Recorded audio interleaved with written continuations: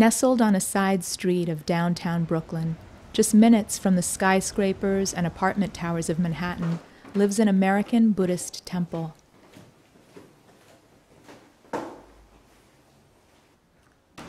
The community, or sangha, that practices here is comprised of teachers, doctors, artists, students, and all walks of life that make up the city of New York.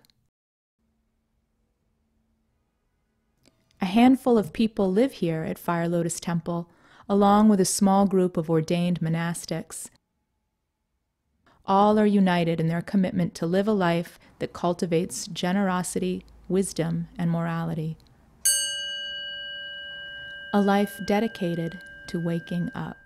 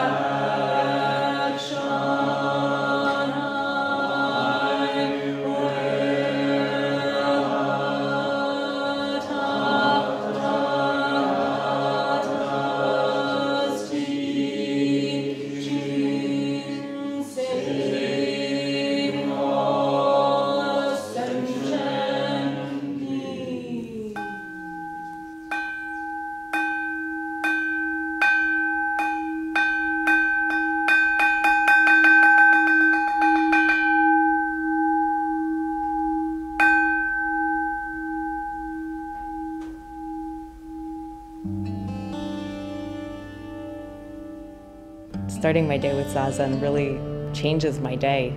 It helps to ground me, and it kind of infuses this practice into my whole day. It gives me a base of kind of reality to go off of. I guess for me, the thing that really has changed my life in a sense is being able to come here on a morning before going into work. Being able just to start the day off here before going into Manhattan is really nourishing for me.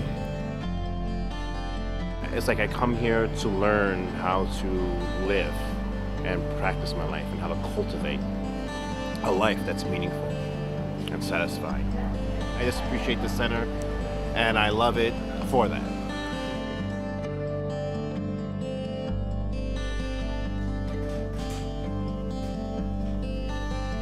Jeffrey Shugan Arnold is the head of the Mountains and Rivers Order and is the abbot of both Zen Mountain Monastery and the Zen Center of New York City. People can come in very easily, but I think because they can come here and be very much immersed in this place, which is so clearly a place of practice, and there's a sense of a tradition here, I think the possibility of there being this enhanced sense of integration and of infusion with their spiritual practice in their life is greater. Very early on in the history of the monastery, because there were so many people interested in practicing who lived in the city, we started having what were originally just informal sitting groups that were in rental spaces in different parts of Manhattan. And at a certain point, we rented a space in Chelsea, which was really the beginning of Fire Lotus Temple. I started practicing around 1992, 1993. My first introduction to practice was at the monastery. I went for Intro to Zen weekend, and when I was there, I found out about Fire Lotus. So they said, there's a temple, a setting group in Manhattan. So when I came back, I looked it up, found out about it. You know, practicing back then was nice. The Chelsea space, it was a loft. It was like a large loft. I think it was on like the 10th floor of a building. And so in some ways it was very intimate. I came around sort of in the waning years of that practice place. It was very crowded and we really needed a home. And it was a great place to practice, but it was very tight for space. I guess looking back, it had the feeling of something that was ready for the next step. A little before 2000, Myotai Sensei, who was charged with leading the Sangha in the city at that time, decided that it was time to look for property that we could purchase, and found this property here in Brooklyn at 500 State Street. I think when we were looking at buying a space, there was a concern that leaving Manhattan would be leaving where most of the then practitioners were, and would they, go over the bridge, over the water to Brooklyn. I think the major thing that supported that decision was the closeness to the Atlantic Avenue subway station, which is, the crossroads for a lot of different subway lines, East Side and West Side, and other lines in Manhattan. And it wasn't in deep Brooklyn, it was in near Brooklyn. And so it represented really a short jump from the city. We began to enter into negotiations with the YWCA right next door, our neighbors, and were able to purchase it, and then we moved in. We purchased it in June of 2000 and moved in shortly thereafter. This place didn't look that great when we first came in. There was a lot of work that needed to be done. And the floor needed fixing, and the walls needed fixing, and there was leaks everywhere, and it was a mess. And I'd say there were about 20 of us working on it. We were really into it. There was that very exciting moment, when you feel something new is happening, something new is being born. It was a fixer-upper, basically, was what we got, right? And everyone fixed it up.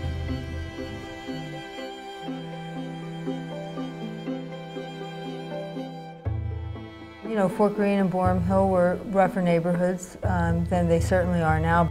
The neighborhood now is just, full of life and restaurants and shops and all kinds of people and families and every other thing you can think of. And, if you look now, this is prime building area in Brooklyn. Myotai really had an intuitive sense about this neighborhood and about Brooklyn. I mean, Brooklyn is an international brand now, right? Everybody wants to be in Brooklyn. It's no longer that, I can't live in Manhattan, I'm going to go live in Brooklyn. People want to live in Brooklyn and want to live around here. It was Myotai Sensei that really left a indelible imprint on the temple. She worked very, very hard and really loved this place. And then at a certain point decided that she would leave and teach in her own right.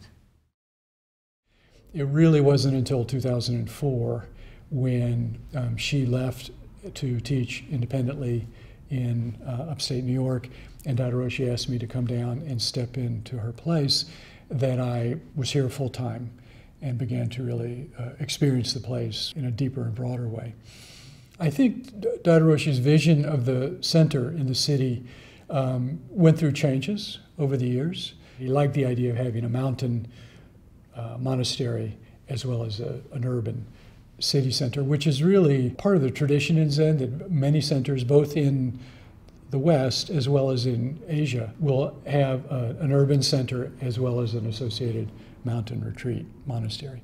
It's like they're two hands of one body, and they fulfill these two very essential roles for contemporary students. One is the continuation of a traditional monastery form of training and setting and a more cloistered situation, and the other a much more porous and sort of flowing lay center based kind of training, and yet that they're really flowing together, they're working together rather than being distinct.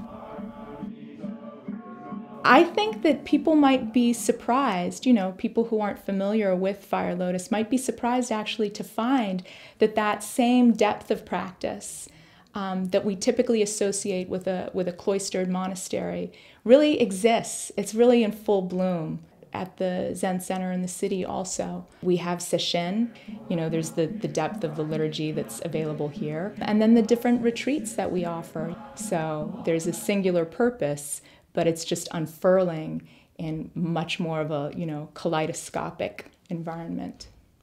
Almost every weekend at the Zen Center of New York City, we have retreats, which are offerings in the various gates of practice here. We have zazen, which are all-day meditation intensive, art practice retreats. Art practice is a big part of our training here in the Mountains and Rivers Order. You could have not touched a paintbrush since you were in kindergarten and be completely inspired. Or you can be, like me, a professional artist with decades of experience and be completely inspired.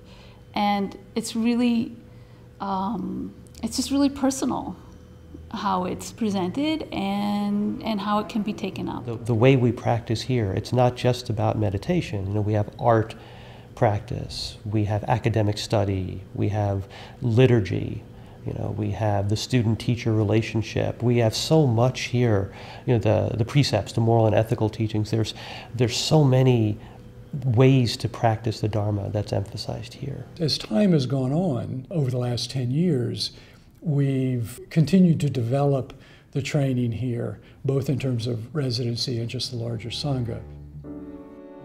For most residents, we start the day at around 6 a.m.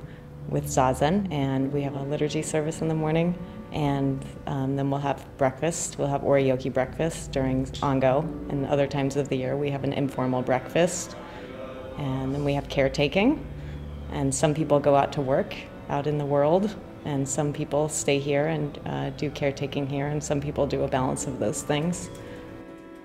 I was going through a difficult transition, and I needed a place that I could go to where I felt safe, where I could heal, where I could practice and get my life in order. And during that time, I mean, I'm just so grateful that the temple was here when I needed it. You know, to have access to such a calm oasis in the middle of the city, in the middle of my life. And it allowed me to work while I was doing that. And, you know, I wasn't in a position where I could go to the monastery and just not work for that period of time. So I was able to get my life in order, support myself and so forth, and do this really intense practice and training at the same time, and I just loved being in residence. I think that it's nice that the main temple is up on the mountain, and it's nice to be able to get away out of the city. But I live in this city, I work in this city. I actually am a drug counselor, I work with young people, and I think that there's a need for it here. I think I was led to it, I'm not sure why. But there was something calling my name, and I kind of answered, and it's just needed. It's needed. I think Daido even talked about this. Daido Roshi, the founder of the order, he said that the monastery was in some ways the source of stability.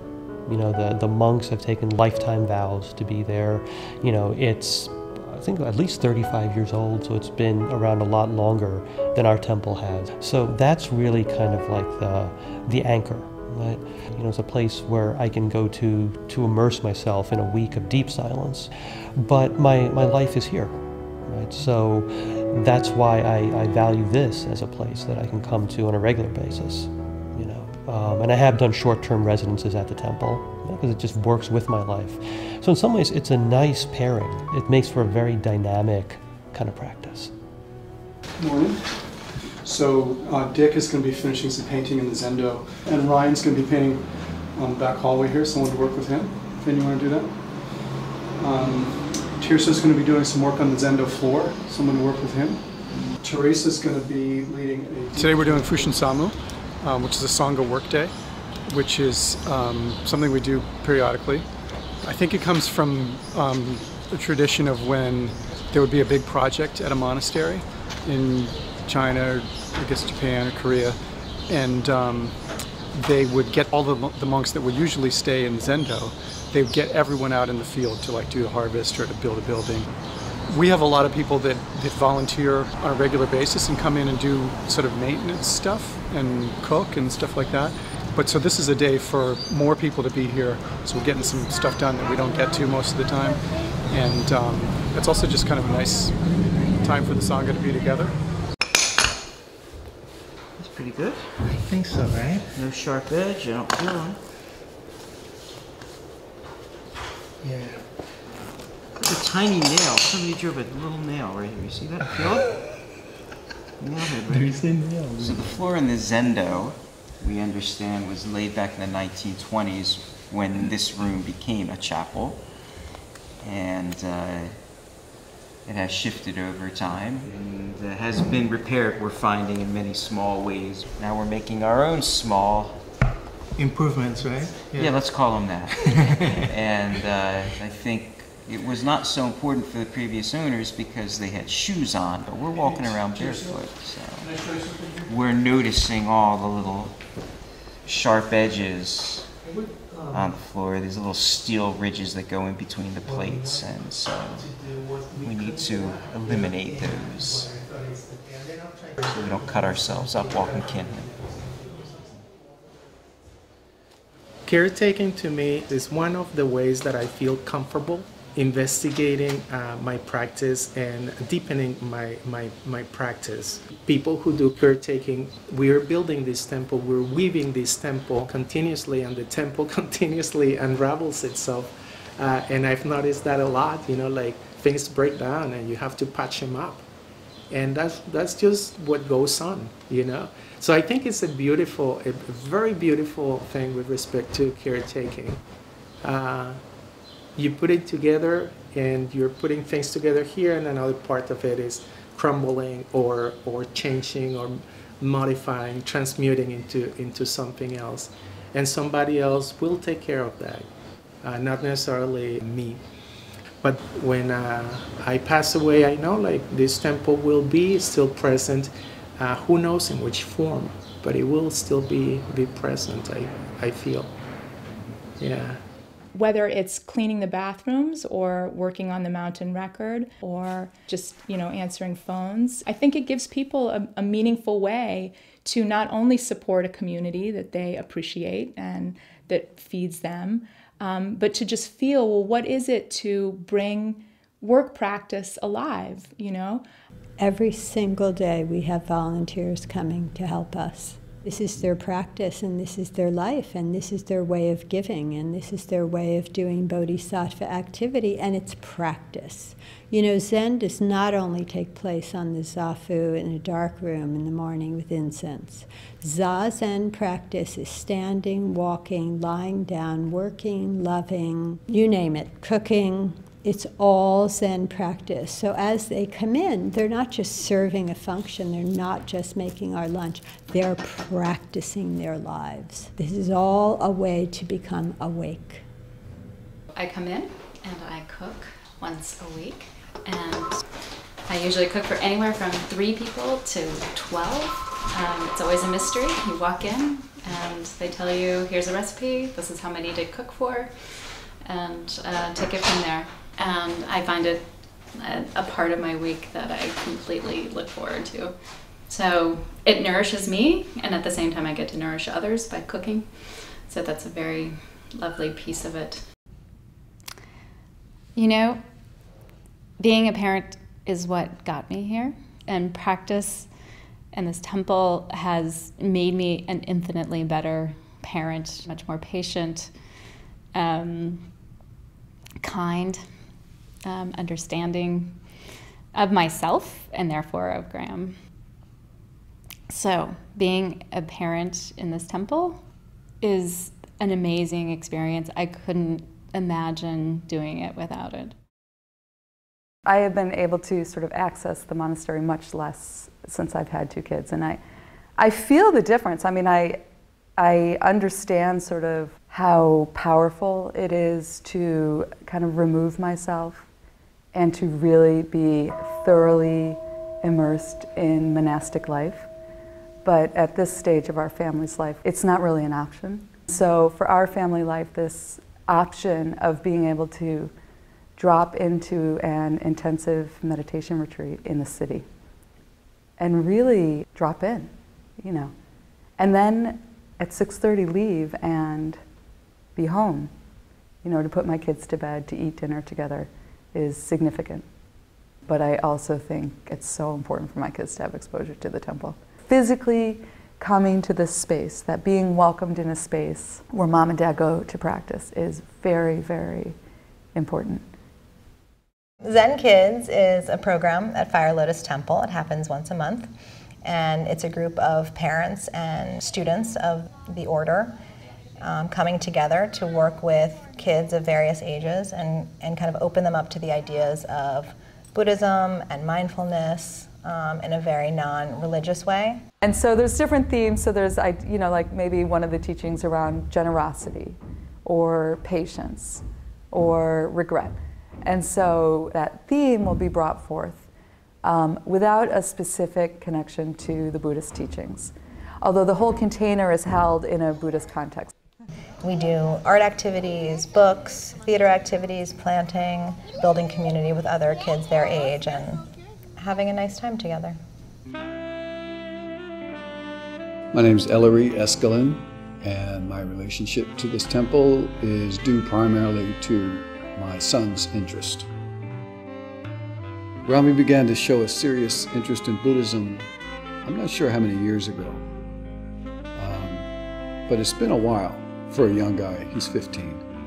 It was a bit unknown to me, so I learned a lot along the way. I think working with my parents in this practice, especially Zen practice, is not an easy thing, but I think it's something that needs to happen, and it's a necessary step in really being able to explain the Dharma to other people without friction or, you know, rough patches. Being in high school, sophomore year especially, is difficult. It's not an easy thing for anybody to do. And I think it's a pretty critical time for most people my age. It's not something that I think is to be taken lightly, because it's definitely that part where you develop who you are and what you put out there. Fire Lotus to me is a community, and it's a refuge. And Fire Lotus really is a place where I can come and ask these questions and have a place to practice. It's a place where I feel safe and comfortable within my own zazen, and there's room for everything in between. You know, in life we walk around a lot of times with attachments.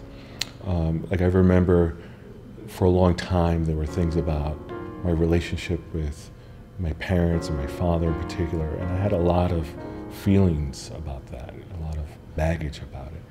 And for me, what Zen training allows you to do is to let go of those things and to be free of them and to kind of live in a lighter, freer, wiser way, more compassionate way. And I've experienced that over and over again. And I think for me, that's the qualitative difference between just sitting at home and, you know, maybe developing a comfortable meditation practice and actually being in a Zen training center. Is that in a Zen training center, you're really kind of guided and pushed and moved forward and encouraged to let go of those attachments and to kind of more fully realize, you know, one's true self. You know, there's a time in a person's life when continuing to live with and support and perpetuate our own suffering becomes intolerable, unacceptable. And we go searching for a path. We call that the arising of bodhicitta, the way-seeking mind. And there's also a moment in the life of a people, a city, a culture, a nation, when supporting and perpetuating the suffering that we're inflicting upon ourselves and each other becomes intolerable, has to become intolerable. Whether it's one individual consciousness or collective consciousness, fundamentally it's the same. That's why practice is so essential. We can't just decide to no longer be attached to things. If you don't believe it, I encourage you to give it a shot. Give it your best shot. And then come and sit and really do the work. One of the ongoing programs here is a group called the Green Dragon Earth Initiative. It's part of a Sangha-wide response to issues regarding climate change and social justice. It's developed by Shugen Sensei and a group of students, including myself, who felt a deep imperative that we need to take action. We need to learn deeply about this fundamental issue. It's a crisis that our world is facing. All right, is anybody here for the first time? A few people? Okay. We have been doing this for 4 years. And so it's basically a Sangha effort that we meet once a month. We examine different issues. We engage in different actions. So what we're doing is we're always trying to translate it into something that's happening, something that happens to affect change. So it's not just, information or intellectual stuff. So it's an ongoing, evolving effort. And we also are doing this within teachings of Buddhism, looking at and relating the different teachings and principles of Buddhism and practice to the work that we're doing, including the principles of the Bodhisattva, as in how to alleviate suffering, how to be fearless, how to actually hold grief, the grief that we might feel towards the planet, and not have that paralyze us so that we can actually be effective. I think we have such a vibrant Sangha. The fact that people are taking chances, working on environmental issues, joining groups on examining their own biases. It's a Sangha that engages, right? That engages issues, that engages themselves, that engages each other. To me, the words fire lotus mean blooming in the heart of activity, blooming in the fire and the heat. And that activity refines, that heat, that fire refines a gentle flower.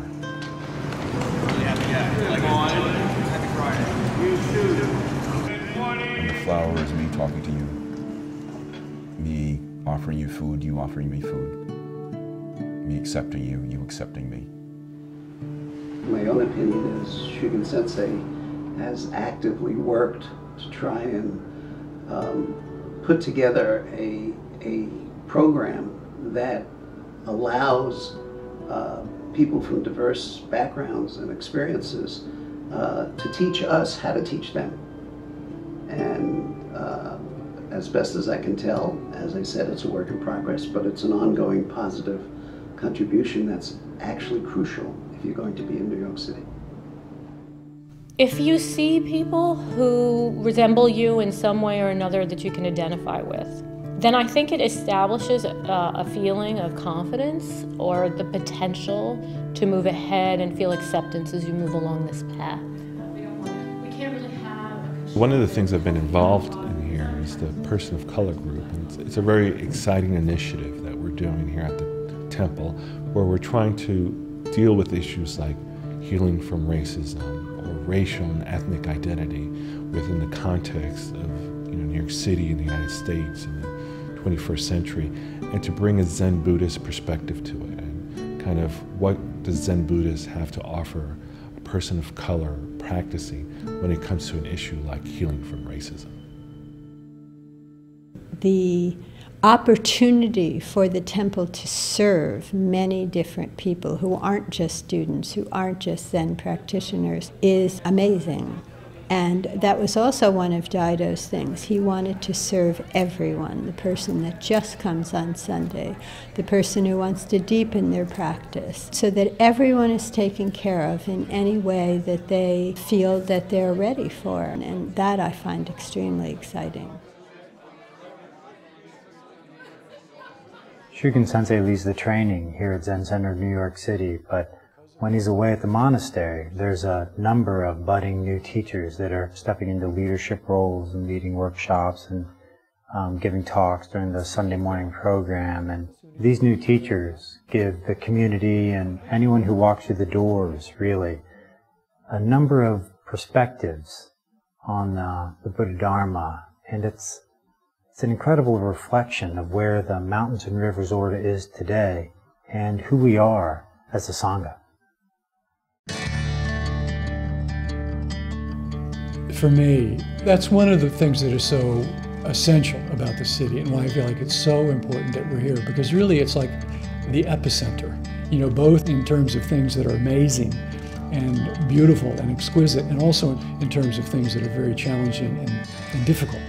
When daily events are particularly piercing because of the suffering that we're experiencing, and seeking refuge, and not a refuge away from that, but how to hold that, how to live in this world that we're creating, particularly when things are happening close to home, and how to understand those things, how to cultivate compassion, how to respond to those things. to engage the world in ways that at times is very difficult. And to do that together as a Sangha, because when we do that together, it can be both very serious and full of intention, but it's also joyful. And that's very important.